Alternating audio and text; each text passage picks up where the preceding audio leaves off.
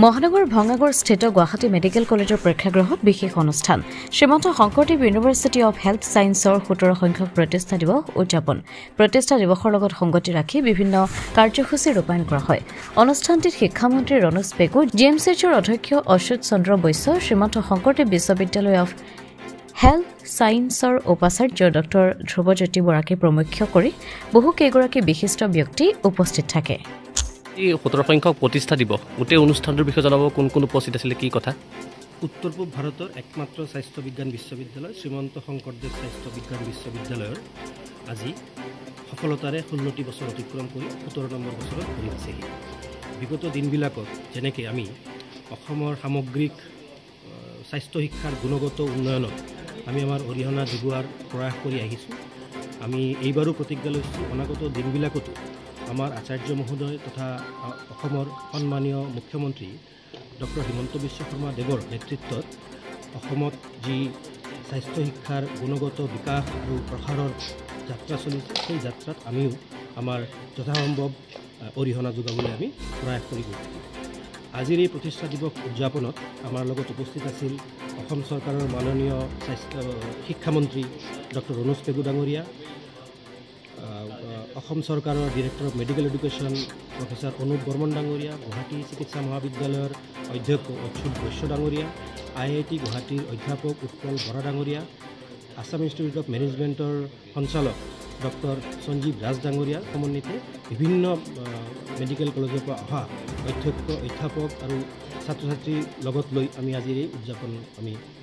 কৰিছোঁ পূৰ্বাঞ্চলৰ একমাত্ৰ স্বাস্থ্য বিজ্ঞান বিশ্ববিদ্যালয় শ্ৰীমন্ত শংকৰদেৱ স্বাস্থ্য বিজ্ঞান বিশ্ববিদ্যালয়ে আজি 16টা সফল বছৰ পাৰ কৰি আজি 17তম বছৰত ভৰি দিছে এই উপলক্ষে আজি আমি প্ৰতিষ্ঠা দিৱস উদযাপন কৰিছোঁ এই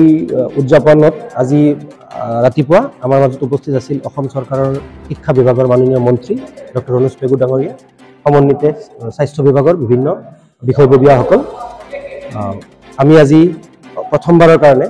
এই বিশ্ববিদ্যালয়ে এখন অসমীয়া অভিধান স্বাস্থ্য শিক্ষাৰ ওপৰত আমি আজি প্ৰকাশ কৰোঁ এইটো হৈছে অসমত কোনো বিশ্ববিদ্যালয়ে প্ৰকাশ কৰা প্ৰথমটি অসমীয়া অভিধান স্বাস্থ্য শিক্ষাত আৰু আমি আশা কৰোঁ মাননীয় মুখ্যমন্ত্ৰী হিমন্ত বিশ্ব শৰ্মা ডাঙৰীয়াৰ নেতৃত্বত অসমত যি স্বাস্থ্য শিক্ষাৰ গুণগত প্ৰসাৰ আৰু প্ৰচাৰৰ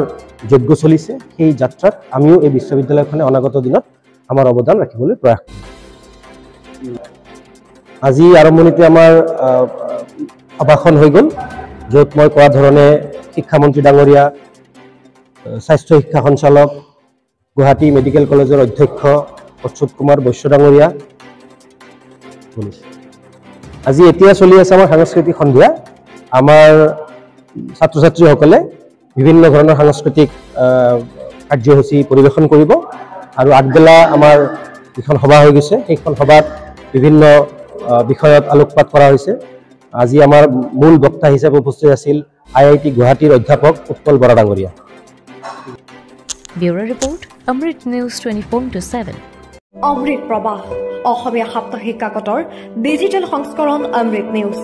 সত্যৰ সন্ধানত অমৃত নিউজ